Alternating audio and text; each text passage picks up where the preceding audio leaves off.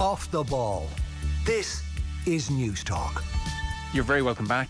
Joe Molloy here, Kenny Cunningham here. We're turning to the snooker, which was really great over the last couple of weeks at the Crucible. In the end, 46-year-old Ronnie O'Sullivan became the oldest world champion in the history of the sport. He won his 7th world championship, which puts him level with Stephen Hendry, and he is already talking about making it number 8. So it was an extraordinary performance by an extraordinary character. Very happy to say Ken Doherty was part of the brilliant BBC coverage, and of course 25 years ago was probably fresh from Open Top Puss down O'Connell Street, is with us now. Hey Ken.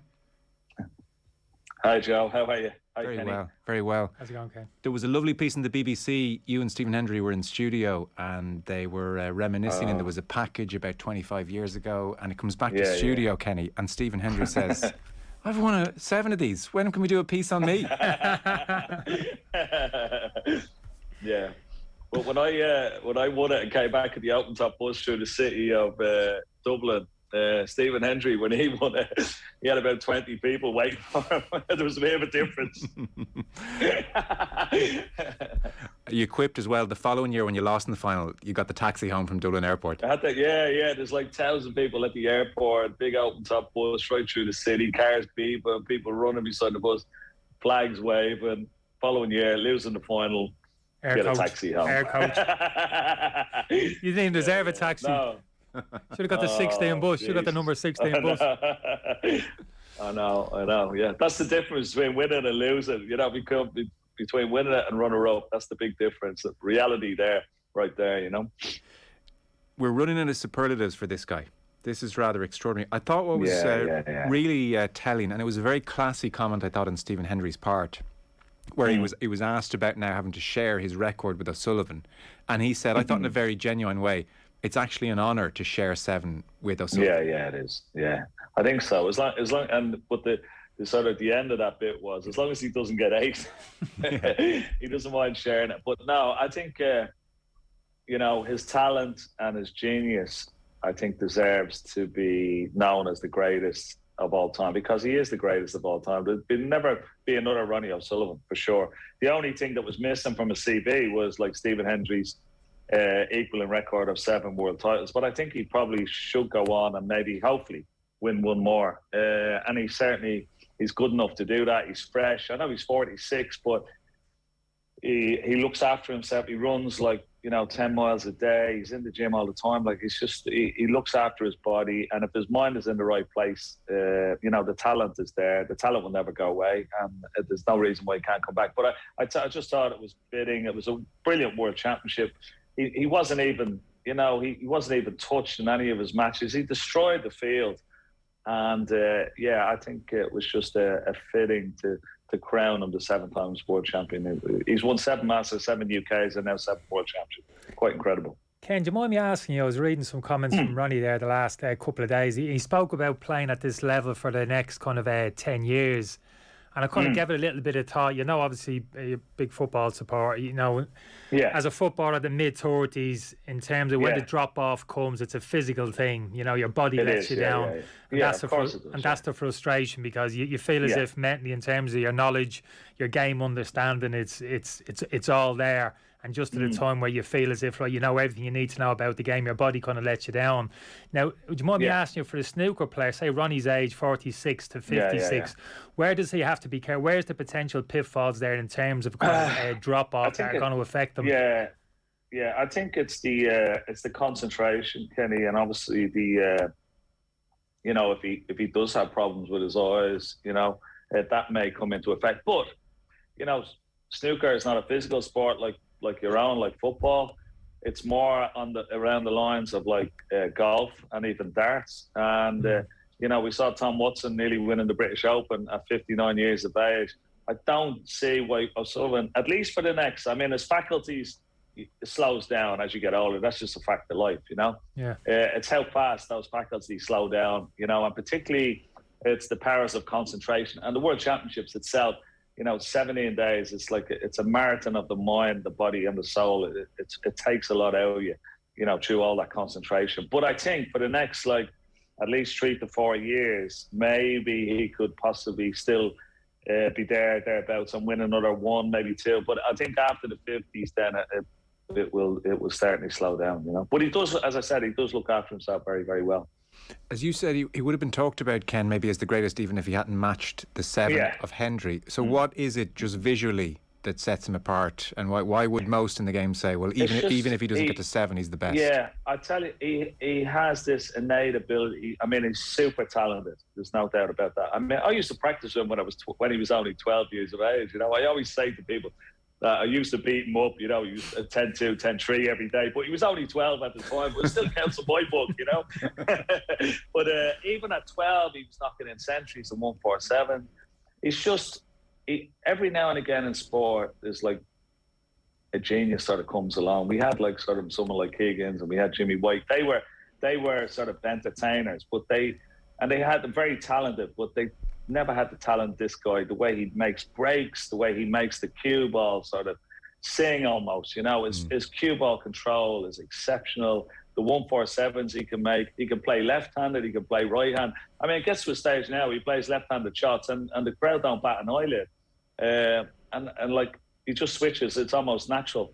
He's just an absolute genius. And it's a pleasure to watch. He is, to commentate on. He's just an absolute genius. I wanted to ask you about the switching hands aspect, actually, because you were watching over the weekend, and as the shot required, or if he felt like it, he might break off left hand, but as the shot required, he'd just switch hands. And I remember when he first started doing it, it was almost like a gimmick, or he was to alleviate boredom on his own part to just mix it up. But now it's like an amazing asset to have. Has anyone else in the game ever switched hands like this? Oh yeah, there's a lot of the young kids now. They're all playing. I mean, I got down to Ding's Academy here in Sheffield, and you see like the Chinese kids. They dedicate like maybe an hour of their day playing left-handed.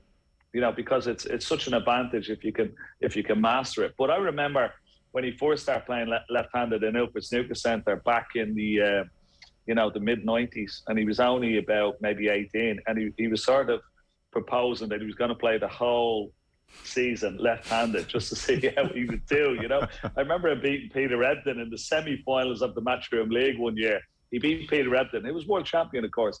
He beat him 6-0, played every shot left-handed, you know. Wow. But yeah, he's like ahead of his time in lots of different ways. And make you sick, really. There's so much talent, you know. He's one of those. Do you get the impression he still practices very hard? Yes, he does, yeah. I mean, that's the key thing. He would deflect a lot of sort of pressure on himself by saying he doesn't really care about records, or, he's won whatever he wanted to win in the game, but he still dedicates a lot of hard-earned practice hours. And, of course, he's experiment with different coaches over the years. He's always tinkering with his technique, even though it is so good. But he's always looking for that extra edge all the time, and it's remarkable. And it's sort of an insatiable appetite for success. So, for all he says he doesn't, he definitely does. You know. I'm guessing, Ken, the powers that be within snooker are pretty keen that he does hang around for the next couple of years. How's the state of the game generally? I can only guess that with him around it, on the not just on the periphery of it, but actually driving it actually elevates the whole sport to a different level. He just brings a certain buzz, a certain electricity to the game. I mean, the viewing figures on the BBC were well up over 4 million on the final, which is huge when you consider like maybe Match of the Day or Wimbledon might get 1 million tops. Like so they've signed a new deal with the BBC for 5 years. I mean, Eurosport, I've got 20 odd tournaments. I've shown it all over Europe and the Middle East. They've signed an extension to their contract, so everything is really good. Yeah, but we need the likes of O'Sullivan to stay around, and also the younger blood coming through, the likes of Lazowski's, and even Trump. And Trump is not that young; he's in his 30s, but he will sort of continue to dominate the game himself, and O'Sullivan and Robertson, and then the few Chinese boys that are coming through as well. It's so extraordinary, O'Sullivan, because as he said himself, he thought he was winding down. So he has a quote here about going to see Dr. Steve Peters, who people are generally familiar with in 2011. So he said, when I went to see Steve in 2011, I was ready to quit. By 33, the likes of Hendry and Steve Davis were on the way down, and I had accepted that was the trend. And Peters has talked about their work and says, O'Sullivan's a very emotional man. He's learning to recognise his trigger points. One of the things which makes O'Sullivan so fascinating is his mind and his vulnerabilities in many respects. But at 33, it did look a decade ago. If you'd said, I think he's going to go on and keep going and he'll be winning in 10 years' time and pushing on, that really didn't look likely. No, not at all. I mean, he talks very glowingly about. Steve Peters was here as well, like the last week at the World Championships. He said that Steve Peters sort of saved his career, and saved his life in many ways, because O'Sullivan, he had such a troubled background from an early age. I mean, his father, who I knew well, was here at the World Championship, went to prison for 18 years for murder when Ronnie was just like 16 years of age. His sister was only 14. Then his mother, a few months later, went to prison for tax evasion on the businesses that they were involved in. So from then on, like, he's had mental health issues, which is understandable. And he's battled with those sort of problems all his life. And you wouldn't know. And that's why he's sort of on edge and you don't know what to get from him. From one day to the other, but he's still always at the back of it. He loves snooker, so snooker kept him going, even though he was tortured by it at times, mentally. I remember him walking out of a semi-final. He was 4-1 down to Stephen Hendry, first to 9, and he just walked out a 4-1, shook Hendry's hand and walked out the semi-finals. I mean, he could do things like that because you didn't know where you stood with him. But I think that the great thing for him was that he found Steve Peters, and Steve Peters has helped him immensely and sort of given him that appetite back to save his career and go on and create these wonderful records that he's done. And we're very, very happy that he did. Yeah, he did talk about having to leave perfectionism to one side, that walking out at 4-1 down, not good enough, not perfect, I'm out of here, checking out. Yeah. It was an amazing final. I mean, initially it looked like it was going to be a complete walkover, and then in fairness to Trump, he regathered himself on the Monday and had a brilliant afternoon session and at least made the thing very alive, and so it was just really engaging. On the Sunday, O'Sullivan was exemplary, and as you mentioned, the cue ball control, and it was just Trump was whacking balls around and O'Sullivan it was just rolling everything in, pace beautiful, full control. He did seem to tighten up on the Monday a touch. Yeah, he did, a little bit, which was good, which is only natural. Everybody feels pressure no matter who they are, and he definitely looked like he was feeling pressure. But when Trump came back from 12-5 to 14-11, we thought, this could go either way now going into the final session. But Ronnie just came out and he played like as if he was playing down the snooker club. It was quite, I was sort of mesmerised by it. It's just, he plays when it means everything, and he plays as if it means nothing. And he just strolls around the table and makes these wonderful breaks and makes the cue ball talk. And it's just, and he just took off again, and Trump never got near him on Monday night. What we were all expecting, that he was going to push him, but he never got near him whatsoever. Yeah, it was amazing. On Trump, and the coverage was great in the BBC. It was really enjoyable, and there was a point where I think it was Steve Davis in one of the cutaway moments just pointed something out. And look, I'm not watching snooker every week, so I hadn't noticed it before. And once it was pointed out to me, I couldn't stop seeing it. And it was about Judd Trump's cue action, his technique. Yeah. His technique is you might just very unorthodox. Explain that to people, because it's kind of remarkable that he makes it work for himself. Yeah. So what happens is he lines up. When you watch him queuing up, his cue is on the right-hand side of the cue ball. Now, to try and get consistency, you've got to hit the cue ball in the middle of the cue ball, and even though you have to use a little bit of side spin every now and again. But so he lines up on the right. But as he cues, he comes back to the centre. So it's quite incredible that you can still get that consistency by lining up his eyes on the right-hand side of the cue ball, but bringing it across into the middle of the cue ball just before it impacts. So he's quite unique in that respect. But he's dominated the game himself over the last 3 years, by winning over 14 or 15 ranking tournaments. He's quite an exceptional talent himself. Did he ever try and change that and go more orthodox, straight back, straight through? I don't think he could. I think he's been doing this for so long that he sort of got used to it. He has his own unique technique, and it'll probably, if you try to go back to the orthodox way, you probably fall off the tour or something like that. So he's got to stick to his guns. He's been very successful as it is. Yeah. I was thinking of Jim Furyk. I don't know if you're golf and the golfers. That unorthodox swing of him when he first came on the scene. And people were saying, well, he can't stick with this. At that stage, young lads were coming up, they all had the same swing, and he's got to get away from this, but he didn't. He doggedly stuck with it, and it served him well. Yeah, he owns it. He owns it. That's perfect analogy. And you see Matthew Wolf, the way he, the younger guy now on the tour, is very similar, very unorthodox swing, but very effective. As long as on impact they're hitting the middle of the ball, that's the most important thing. But fascinating. But Trump is he's a great asset to the game as well. He's a great entertainer. He plays these wonderful, cue power shots and entertains the crowd, just the way Higgins and Jimmy White did in their pomp. So we're blessed in a lot of respects that these guys are at the top and still entertaining. Any word on what Ronnie O'Sullivan said in the 15-minute hug with Judd Trump afterwards? No, nobody said anything. But you won't believe this. I mean, and I didn't realise this. He's had a film crew following him around now for the last, 4 or 5 months. And they follow him every day in the Crucible and now. And apparently, he's been wearing a microphone all the time, and even during his matches and everything. So they're selling the documentary. I don't know whether it's Amazon Prime or Netflix. They haven't signed the deal. Netflix, yeah.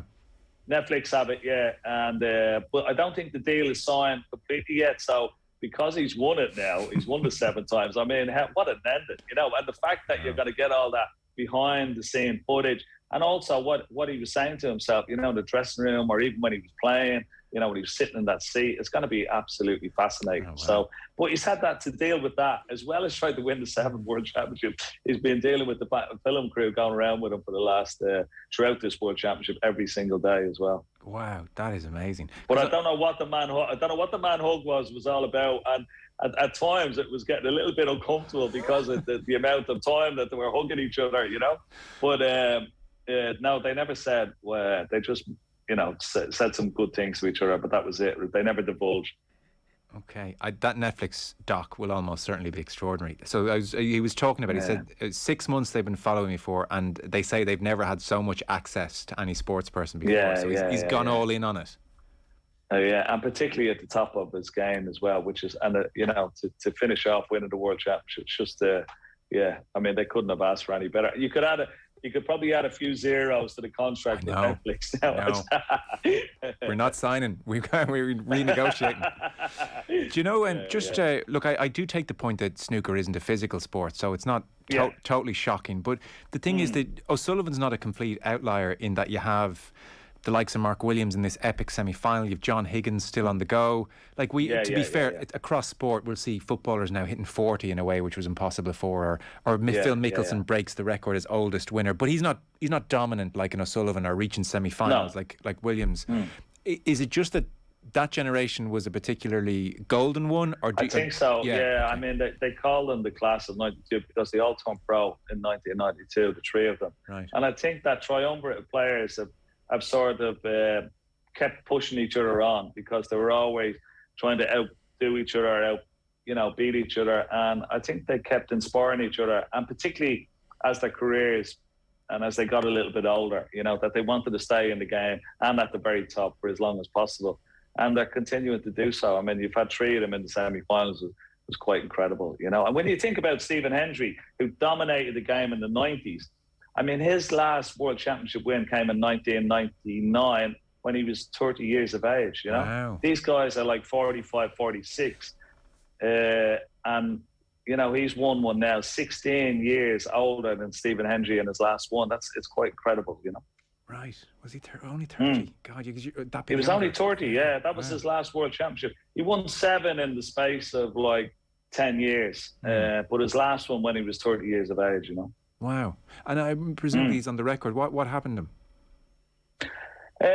I think, for him, he started to, I think it just started I don't know, whether it was an age thing or he started to get a little bit nervous. He said his cue action started to go. He started to twitch a little bit. And that was the sort of the beginning of the downward spiral, Wow. It's such a fascinating, so he was just, fascinating sport. Fascinating, Yeah. Well, everyone I was talking to over the weekend was watching it, so it seems to have just really flourished again, which is great. By the way, before we go, you have is there a documentary to mark 25 years on the way? There is, it's on Virgin on Sunday night. Okay. They're just so they're going to show it on Sunday, I think it is, So it's a documentary of 25 years anniversary, and yeah, looking back on it. So great. It won't be the same as the Ronnie O'Sullivan Netflix one, but it's pretty good. I'm pretty happy with it. We had a nice trip with all the family and friends. It was really good down the Radisson. Okay, excellent. Hope you like it. Make sure you watch it. Great. No, 100%. I'll do that. Good show. I'm sure I suspect you're off to watch a certain football match now. So we'll. I am. Yeah. I'm going in next door to watch it. Yeah, absolutely. Can I ask Ken one question before he goes? Ken, who do you keep? Harry Maguire or Cristiano Ronaldo? Oh, well, I tell you what, I'd definitely keep Ronaldo. One. Get rid of that Maguire fella. He's absolutely mugged. I tell you what, he wouldn't get a game for Ratmoy's boys, that fella. Oh dear. Right, go on. Thanks so much. Appreciate it. He wouldn't get a game with us on a Wednesday, Joe, down in Pembroke. Let me tell you one thing about Doherty. I haven't played with him. Five-a-side player. Tell you what. Is he specialist? Is he one of these specialist five-a-side players? No, you'd know this man plays in an individual sport. I wouldn't be looking to square the ball. Oh, is that right? Yeah. Eyes for the goal. Mo Salah. Mo Salah. A big toe, Kenny. A big toe into the bottom corner. Yeah. I always remember as well. Someone said, "Ken, it's your time to go on goal," and he just puts up the hands and goes, "Can't." No way. They're the money makers. Way. Never go and goal. Never go and goal. Go on. Thanks a mil. Okay. See you, Ken Doherty. Take care. Off the ball on News Talk.